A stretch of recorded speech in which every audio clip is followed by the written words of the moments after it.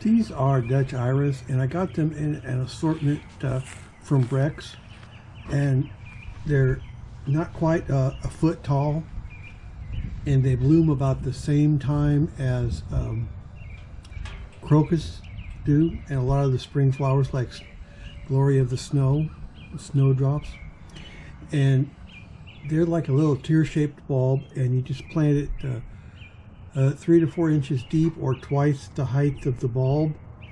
And like most bulbs that you plant in the fall, you want to have them nice rich soil, lots of organic matter, and water it after you plant it.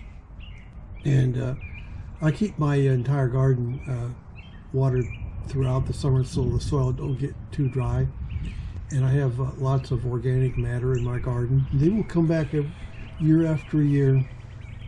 These that I have here are several years old. I think 3 or 4.